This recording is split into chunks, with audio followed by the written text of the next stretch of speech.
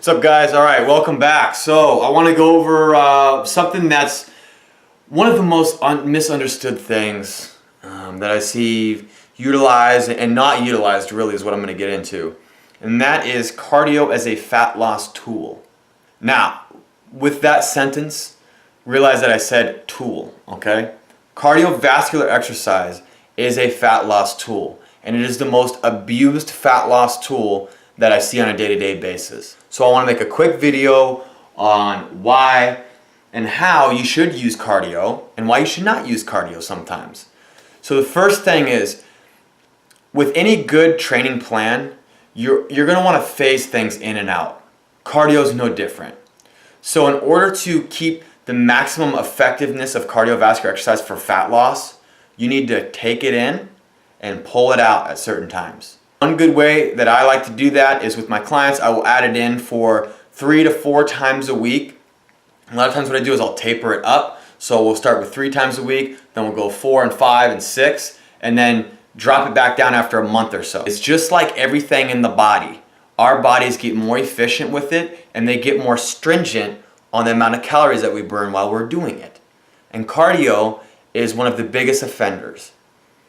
And it's not uncommon that you see people getting ready for contests where they're over-cardioing themselves because they've got themselves so used to cardiovascular exercise that their body no longer burns calories while they're doing, say, low-intensity steady state. So there's 3 forms of cardio. There's low-intensity steady state, which could also be called LISS.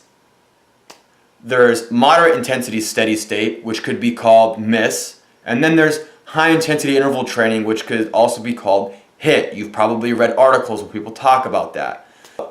LISS cardio is one that's usually going to be 45 minutes to an hour, sometimes more than that if people really abuse it, or if it's sports specific like triathlon training and all of that. But that's not why we're not talking about cardio as far as effectiveness for athletics. There's a time and a place for that. That's not for the general public to burn body fat, and that's what this video is about. So when you're doing 45 to 60 minutes of low intensity steady state, that's usually going to be a heart rate of about 50 to 60% of your maximum heart rate.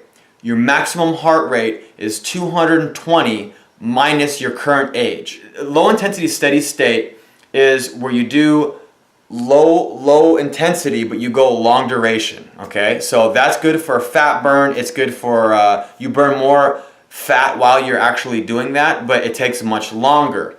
The benefit to that is that you don't expend your central nervous system as much, because if you're lifting weights like you should be, and then you're adding cardio in, you run the real risk of overtraining your central nervous system. So the good thing about LISS is that it does not hit that central nervous system as hard. That's also the bad thing about LISS. That's why your body can catch up to what the task that you're performing and burn less calories while you're performing it. So anywhere from 2 to 4 weeks afterwards, your body will start to down-regulate the amount of calories that it expends when you do that form of cardio. Therefore, you're literally doing more to get that much. It becomes more and more depreciating as time goes on. Now, you could continue to throw shit against the wall and keep going and going and going and see where it goes. You might spin out, or you can pull it out and let your body resensitize to it, maybe drop some calories, and then you can put it back in at a later time. MISS cardio is moderate intensity steady state. This would be like a nice jog for 20 to 30 minutes or 30 to 40 minutes, and this is going to be at a little bit higher heart rate, around 75 to 85% of your maximum heart rate. This is good for general conditioning, for sports and things like that, and it will burn some calories. You burn the same amount of calories walking a mile as you do running a mile. So it's kind of a quicker way to burn the same amount of calories. Does it oxidize as much fatty tissue?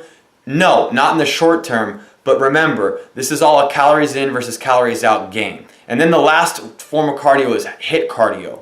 That is high intensity interval training, and that is where you do brief periods of all out sprinting, everything you've got, everything in the gas tank, sprint all out, and then you do short periods of recovery time. And that allows your body to recover a bit. So basically what you're getting is you're getting these spikes in heart rate, and then you let it drop, and then you spike and you let it drop. This is usually anywhere from 10 to 15 minutes, although studies are now showing that even down to 5 and 7 minutes is most effective because your bursts are much more intense when you keep it shorter. Now, HIIT cardio has been shown to be superior for burning body fat. So doing that 3 times a week is a great program. However, like I just said, it taxes the central nervous system very hard, just like a weight training workout. So you need to be careful when you're adding that into your program, which is exactly why it's good to throw in at a time where maybe you're trying to overreach and you're doing drop sets and you're doing some more advanced techniques in your overall training program. You can add that cardio in and really rev things up for 2 to 4 weeks, and then you drop it down and you get your body resensitized to it again. When you're trying to add cardiovascular training to your plan, it's all about dosage, the correct dosage and when to take it out. Hope this helps you. We'll see you guys next time. Bye.